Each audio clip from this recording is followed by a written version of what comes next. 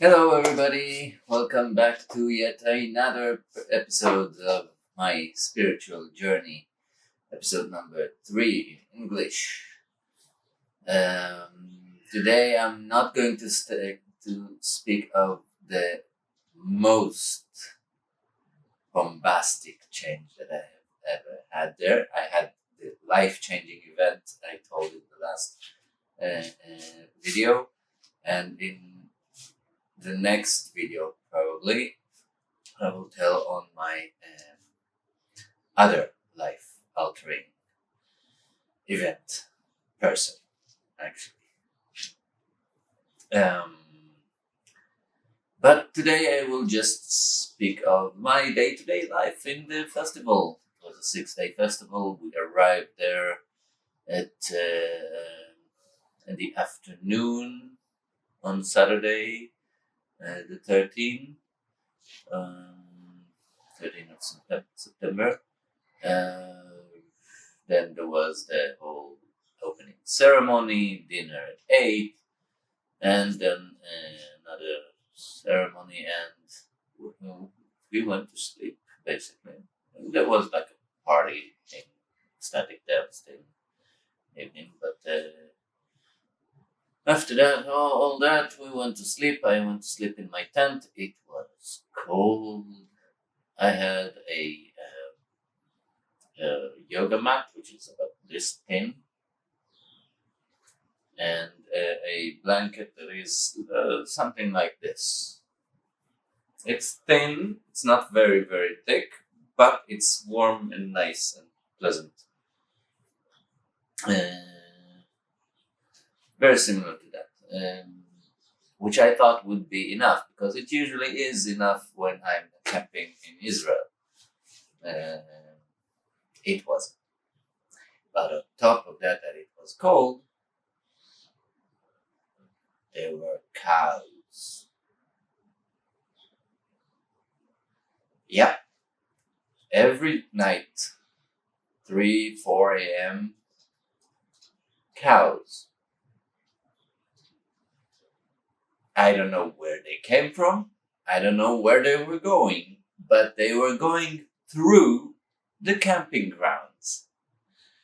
And just, I was in a tent, I was on the ground, I heard their stomps when they arrived, and they were always next to my tent, really close, and like chomping the grass there right next to my. So I wake up from.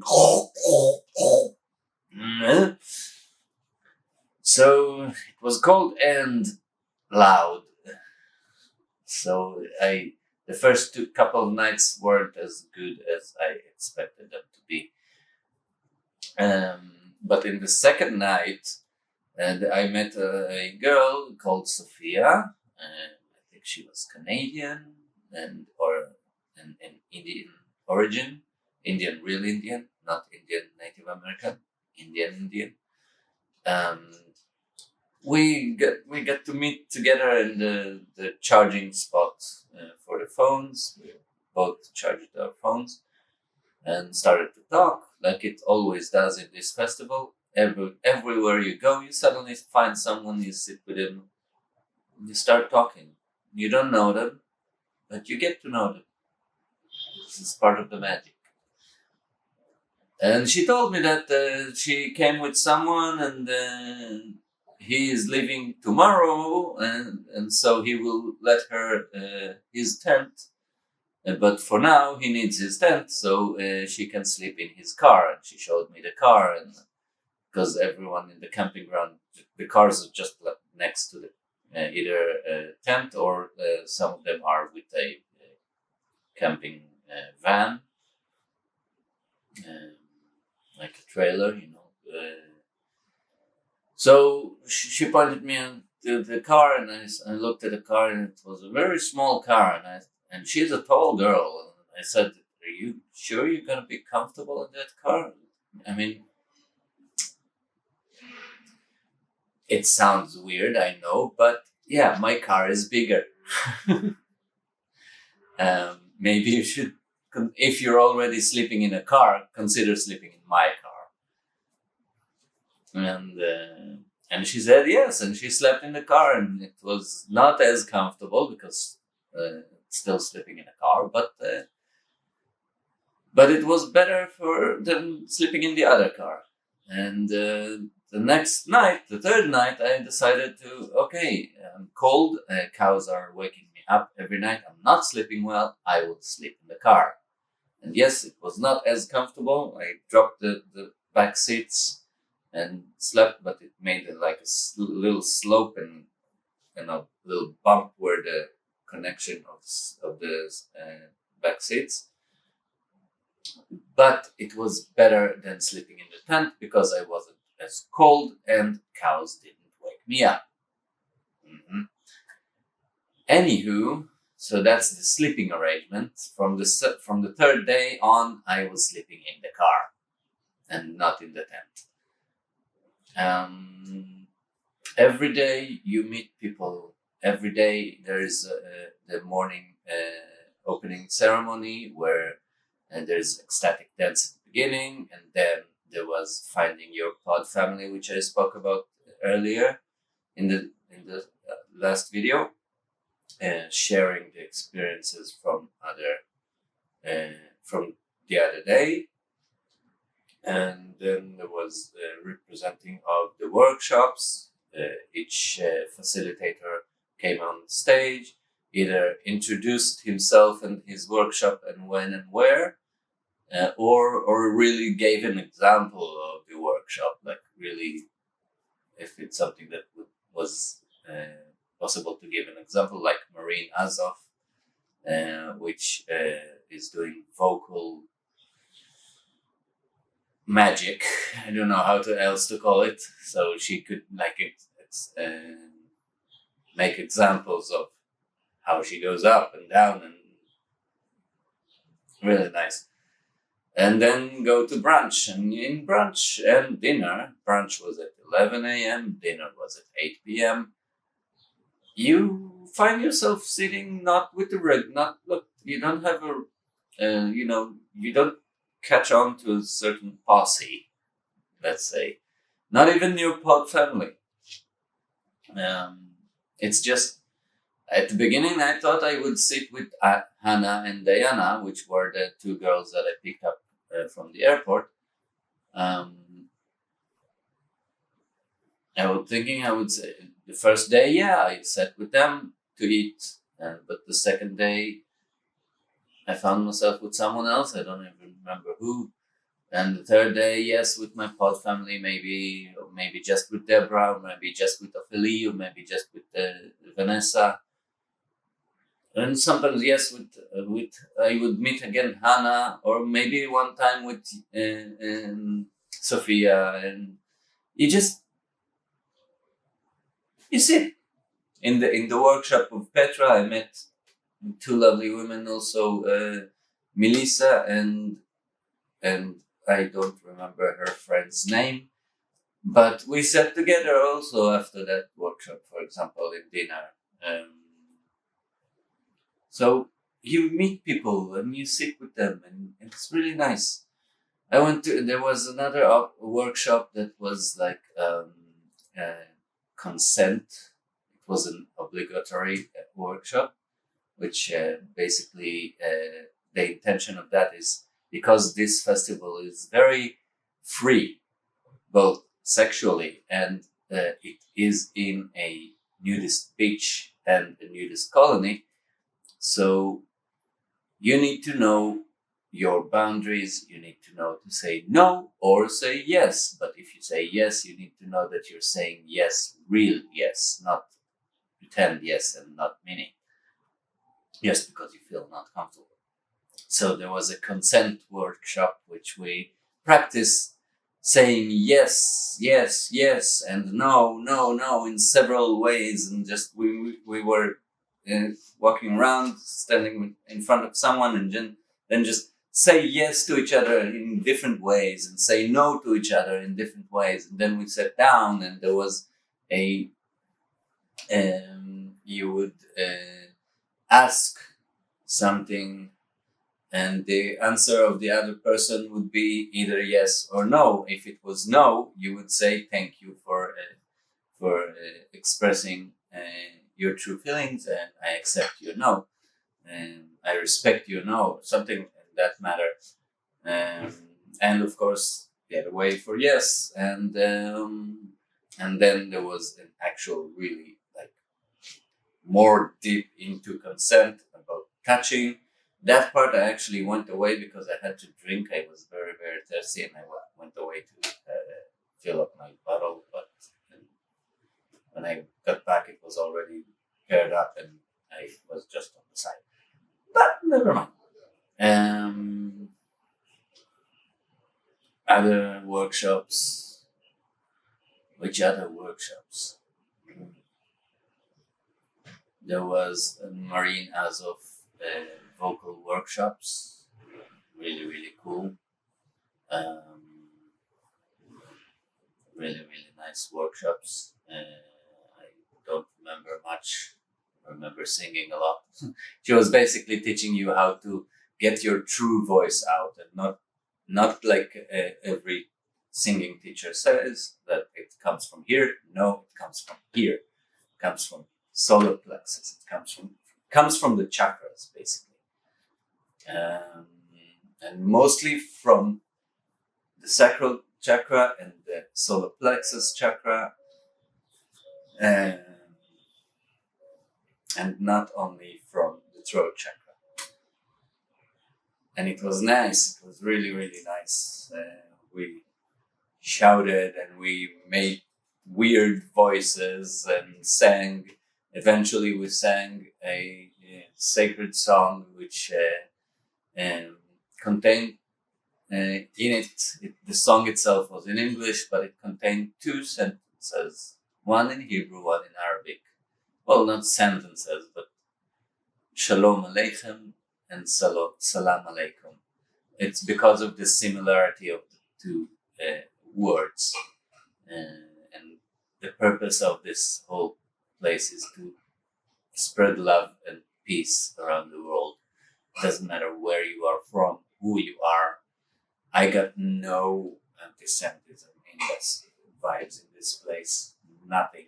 Actually, there were other Israelis. The food was great. As I said, I think I said in the last video, it was vegan, vegetarian. There was fish, there was eggs, there were cheeses, and there was also vegan food that was marked vegan. And even problematic vegan like me, which I have a lot of problems. There's a lot of things that I do not eat that are vegan. I had a lot to eat. I really didn't have anything missing. Every day I opened with going every morning before the ecstatic dance. I went to the sea. I just stood with my legs in the water, spread my hands to the water, closing my eyes, breathing the power and the energy of the sea, grounding all energies from the past days into the sea, and taking energies from the sea to regenerate my body and my soul for the coming day. Every day I did that. I told myself I will do it here every day. I don't think I can do it every day here, not currently in the way that I work. But now you guys, it's your job to keep me in my word. You hear this promise here. You ask me every day if I do that, every week. At least once a week in the weekend, I will go to the ocean and do that. I need to do that. I need to do that. I need to do that. And I will do that, and you hold me to it. All right? And sometimes I would take my clothes off and go into the water because I didn't plan for it, and I didn't want to go back to the tent to get a bathing suit. So just sorry. enough. Um, so that was every morning, and I also told myself that every day I am meditating. Every day. Ask me about that if I did meditate today. Today I did. Yesterday I did. I'm not sure about the other days. But hold me to that. It's a promise I made on camera. I have to do that now. And your job is to hold me to my word. Every day I took a cup of cacao. Also, I bought some of their cacao, celestial cacao. You know what? I'll bring it. I'm sorry. That was unexpected. I didn't expect it. I didn't expect to do this. But this is it. Celestial cacao. Really good cacao. I drank from it every day. And I will start preparing. I need to buy specific plant-based milk for that. Because I don't want the one I have now because it's full of chemicals and I want it to be as natural as possible. Sorry. Again. Hatul. So yeah, cacao every day, several times a day. And basically I had a really good time. Really good time. I don't remember most of the workshops. I'll try to remember and maybe elaborate more on other videos. But that's what I remember for now. The vocal workshops, the workshops from Petra, consent workshop, and of course the ecstatic dance every morning and every evening, especially in the last evening, which the one that got me to get to this festival, to know about it at all. Mose himself was playing in the last evening of the festival. It was amazing. It was so fun. I always said I wanted to be there and with these people, and there I was. You don't want to do that. It's fire. Yeah. Sorry. So there I was in that place that I saw in the videos every day for a couple of months, and it was so fun. The ocean was there. I was walking with Deborah a lot of the time, talking, and with other people, and I met my soulmate, my actual energetic soulmate. Which on her, that will be the story in a different video. Wow, it was an amazing experience, this festival. 6 days in a place far away from here. I got disconnected from the news completely. I didn't care. I don't want to know. When I got back, I continued this line of not listening to the news. I do not know what happened in the last 3 weeks already in Israel. Don't know. Don't want to know. So, the problem is when I went back, on the plane back, the moment that the belts were off, it was full of Israeli and they were loud, and I was in a place of calm and serenity, and they were loud, and I was like, shut up. Please shut up. I was with headphones, full volume music, and I still could hear them. And they were talking about news and stuff, and I didn't want that. Shut up. I didn't even got out of Montenegro. We were still in the aerial jurisdiction of Montenegro, and anyhow, there it was very, very nice. It was so powerful. All the place, all the people were amazing. Every single person I met there was an amazing person, and that's it. That's the thing. That's the thing. It was amazing.